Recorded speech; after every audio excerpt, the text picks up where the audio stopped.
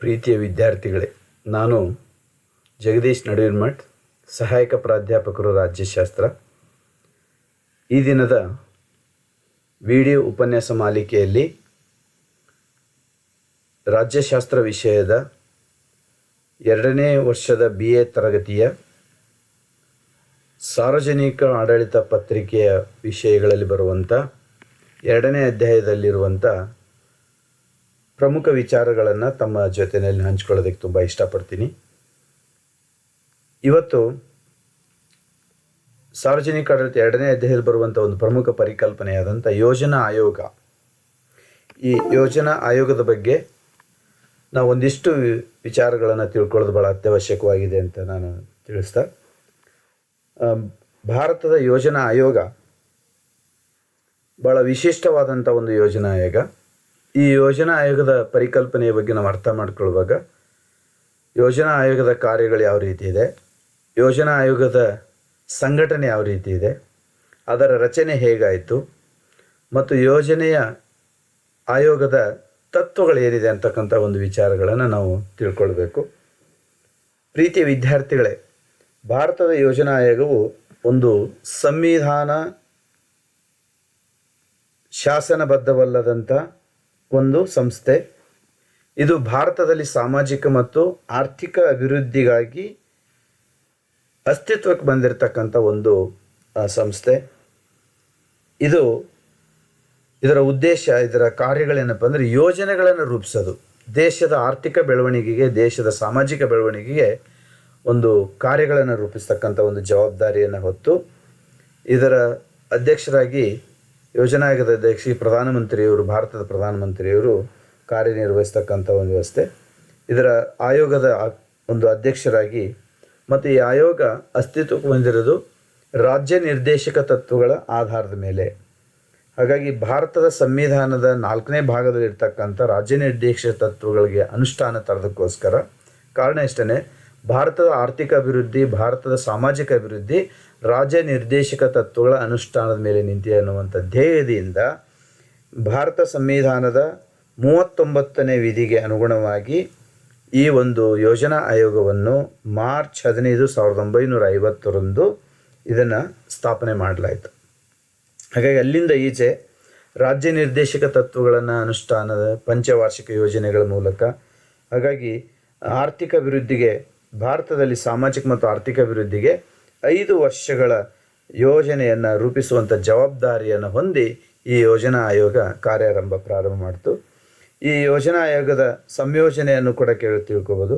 ಇಲ್ಲಿ ಪ್ರಧಾನಮಂತ್ರಿ ಅಧ್ಯಕ್ಷರಾಗಿ ಕಾರ್ಯನಿರ್ವಹಿಸ್ತಕ್ಕಂಥದ್ದು ಮತ್ತು ಅವರು ಆಯೋಗದ ಸಭೆಗಳ ಅಧ್ಯಕ್ಷತೆಯನ್ನು ವಹಿಸುವಂಥವ್ರು.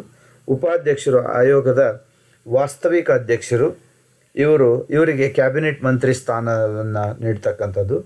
ಮತ್ತು ಕರಡು ಪಂಚವಾರ್ಷಿಕ ಯೋಜನೆಯನ್ನು ತಯಾರಿಸಿ ಅದನ್ನು ಕೇಂದ್ರ ಸಚಿವ ಸಂಪುಟಕ್ಕೆ ಸಲ್ಲಿಸುವಂಥ ಜವಾಬ್ದಾರಿ ಈ ಒಂದು ಉಪಾಧ್ಯಕ್ಷರ ಮೇಲೆ ಇದೆ. ಹಣಕಾಸು ಸಚಿವರು ಮತ್ತು ಯೋಜನಾ ಸಚಿವರು ಆಯೋಗದ ಎಕ್ಸ್ ಅಫಿಸಿಯೋ ಸದಸ್ಯರಾಗಿರ್ತಾರೆ. ಇದಲ್ಲದೆ ಇತರೆ ಕೆಲವು ರಾಜ್ಯದ ಮಂತ್ರಿಗಳನ್ನು, ಕೇಂದ್ರ ಮಂತ್ರಿಗಳನ್ನು ಆಯೋಗದ ಅರೆಕಾಲಿಕ ಸದಸ್ಯರನ್ನಾಗಿ, ಅಂದರೆ ಕೇಂದ್ರದ ಸ್ಟೇಟ್ ಮಿನಿಸ್ಟರ್ಸ್ ಅವರನ್ನು ನೇಮಕ ಮಾಡ್ತಕ್ಕಂಥ ಒಂದು ವ್ಯವಸ್ಥೆ ಇದೆ. ಹಣಕಾಸು ಸಚಿವರು ಕಾರ್ಯನಿರ್ವಹಿಸ್ತಾರೆ.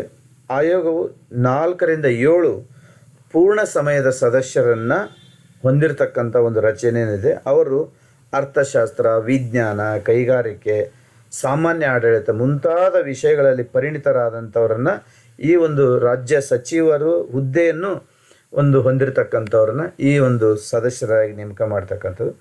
ಆಯೋಗ ಒಬ್ಬ ಸದಸ್ಯ ಕಾರ್ಯದರ್ಶಿಯನ್ನು ಹೊಂದಿದೆ. ಅವರು IAS ಹಿರಿಯ ಶ್ರೇಣಿಯ ಅಧಿಕಾರಿಯನ್ನು ಆಯೋಗದ ಒಂದು ಸದಸ್ಯ ಕಾರ್ಯದರ್ಶಿಯಾಗಿ ನೇಮಕ ಮಾಡ್ತಕ್ಕಂಥ ಒಂದು ವ್ಯವಸ್ಥೆಯನ್ನು ರೂಪಿಸ್ಕೊಂಡಿದ್ದಾರೆ. ಕಾರ್ಯಗಳ ಪ್ರಕಾರ ಯೋಜನಾ ಆಯೋಗವು 3 ಅಂಗಗಳನ್ನು ಹೊಂದಿದೆ.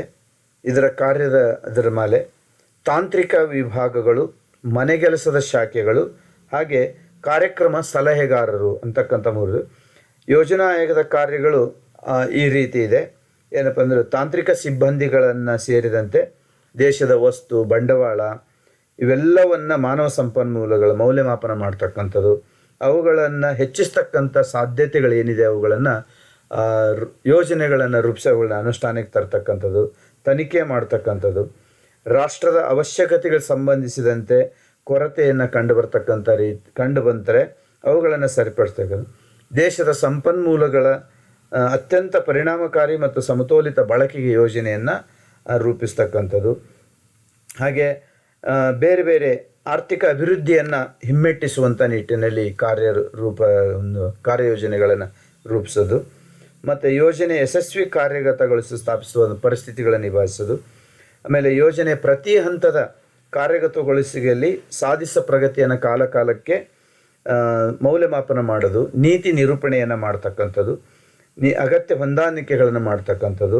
ಯೋಜನೆಯನ್ನು ಅನುಷ್ಠಾನಗೊಳಿಸೋದಕ್ಕೆ ಅಗತ್ಯವಾದ ಕ್ರಮಗಳನ್ನು ಶಿಫಾರಸು ಮಾಡೋದು, ಆಮೇಲೆ ರಾಷ್ಟ್ರೀಯ ಅಭಿವೃದ್ಧಿನಲ್ಲಿ ಸಾರ್ವಜನಿಕ ಸಹಕಾರವನ್ನು ಸಾಧಿಸುವಂಥ ಕೆಲಸವನ್ನು ಯೋಜನಾ ಆಯೋಗ ಮಾಡೋದು, ಆಮೇಲೆ ಬೆಟ್ಟ ಪ್ರದೇಶಗಳ ಅಭಿವೃದ್ಧಿ ಕಾರ್ಯಗಳನ್ನು ಜಾರಿಗೆ ತರೋದು, ದೃಷ್ಟಿಕೋನ ಯೋಜನೆಗಳನ್ನು ತಯಾರು ಮಾಡ್ತಕ್ಕಂಥದ್ದು.